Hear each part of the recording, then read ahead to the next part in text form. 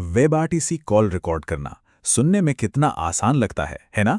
लेकिन सच कहूं तो ये एक खुफिया मिशन को पूरा करने जैसा है।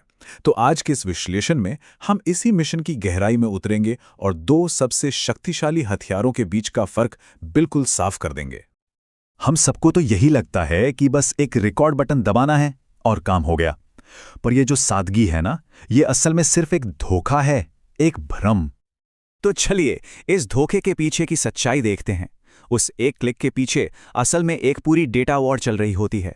हम बात कर रहे हैं SRTP पैकेट्स की, जो डेटा को सिक्योर रखते हैं, जिटर बफर्स जो वीडियो को अटकने से बचाकर स्मूथ रखते हैं, और कंजेशन कंट्रोल जो नेटवर्क के ट्रैफिक जैम को संभालता है।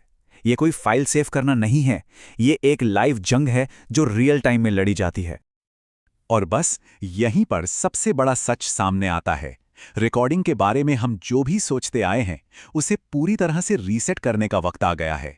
जैसा कि यहां लिखा है, WebRTC रिकॉर्डिंग का खेल ही बिल्कुल अलग है। और इस तकनीकी जंग के लिए सही हथियार चुनने से पहले एक जरूरी बात देखिए, हर बड़े मिशन के लिए एक मजबूत टीम की जरूरत होती है ना? और ये चैनल भी तो एक टीम ही है। तो चलिए पहले अपनी टीम को और मजबूत करते हैं। तो हमारा पहला मिशन है ललित ऑफिशियल को इसके पहले 50 सब्सक्राइबर्स तक पहुंचाने में मदद करना। हाँ, ये एक छोटा सा लक्ष्य जरूर है, लेकिन हर बड़ा सफर पहले कदम से ही तो शुरू होता है। और हाँ, जो भी इस पहले मिशन में साथ देंगे, उन सभी शुरुआती सपोर्टर्स के लिए एक खास लाइव इंट्रोडक्शन सेशन भी रखा गया है। तो इस टीम का हिस्सा जरूर बने। ठीक है, टीम तैयार है। अब वापस मिशन पर आते हैं। WebRTC रिकॉर्डिंग में जो असली चुनौती है, वो है दो अलग अलग रणनीतियों यानी दो आर्किटेक्चर में से किसी एक को चुनना। पहली रणनीति है कंपोजिट रिकॉर्डिंग। इसमें क्या होता है कि सभी लोगों की वीडियो स्ट्रीम्स को मिलाकर एक सिंगल वीडियो फाइल बना दी जाती है, बिल्कुल एक ग्रुप फोटो की तरह।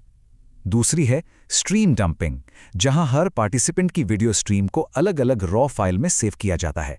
समझ लीजिए जैसे हर किसी की अलग अलग पासपोर्ट साइज फोटो ले ली हो। और बस यहीं पर आकर सबसे अहम फैसला लेना पड़ता है।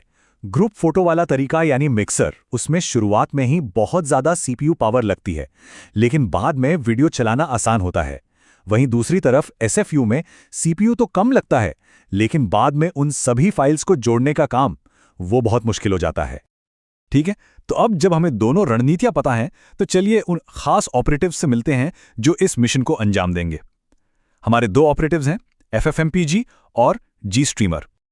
पहले बात करते हैं FFmpeg की। इसे एक भरोसेमंद सोल्जर की तरह समझिए। ये बहुत शक्तिशाली है और दिए गए काम को पूरी सटीकता से करता है, लेकिन इसकी पाइपलाइन फिक्स्ड होती है। मतलब ये बीच रास्ते में अपनी रणनीति नहीं बदल सकता। ये सिंगल शॉट मिशन के लिए बेस्ट है। दूसरी तरफ है GStreamer, जो एक चालाक फील्ड एजेंट की तरह है। इसका सिस्टम मॉड्यूलर और डायनामिक है। ये किसी भी बदलती हुई परिस्थिति के हिसाब से खुद को ढाल सकता है और मिशन के बीच में भी अपनी पूरी रणनीति बदल सकता है। और अब देखते हैं ठोस सबूत। ये परफॉर्मेंस डेटा साफ दिखाता है कि जब हालात मुश्किल होते हैं, जैसे लो लेटेंसी मोड में, तो GStreamer कहीं बेहतर परफॉर्म करता है। खासकर 4K जैसे हाई क्वालिटी सिनारियो में FFmpeg काफी पीछे रह जाता है। और इस स्लाइड में जो वाकई दिलचस्प है वो ये है कि GStreamer ये सब मुश्किल काम बहुत कम CPU पावर इस्तेमाल करके करता है। ये चार्ट साफ दिखा रहा है कि GStreamer कितना ज्यादा एफिशिएंट है। तो संक्षेप में कहें तो GStreamer के कई रणनीतिक फायदे हैं। ये बदलती हुई पाइपलाइंस को संभाल सकता है, कॉल के बीच में किसी के आने जाने पर सिस्टम को एडजस्ट कर सकता है, और यहां तक कि रन टाइम में लेआउट भी बदल सकता है। तो अब हम फैसले पर पहुंचते हैं। ये पूरी बहस एक बहुत ही सरल सिद्धांत पर आके रुकती है। सिस्टम पर पूरा कंट्रोल चाहिए या बस सादगी?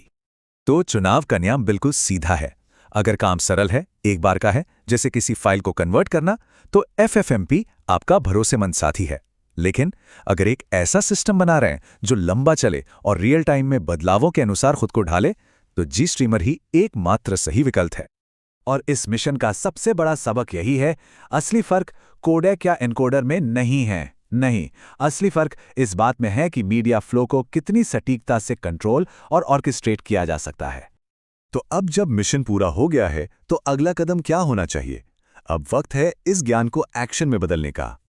इस पूरे विश्लेषण से जो एक बात हमेशा याद रखनी है वो ये है, कोई भी टूल सिर्फ इसलिए ना चुने क्योंकि वो पॉपुलर है। टूल हमेशा अपने सिस्टम के आर्किटेक्चर और ज़रूरत के हिसाब से चुने। अगर इस मिशन से कुछ सीखने को मिला तो इसे दूसरों तक भी पहुंचाइए।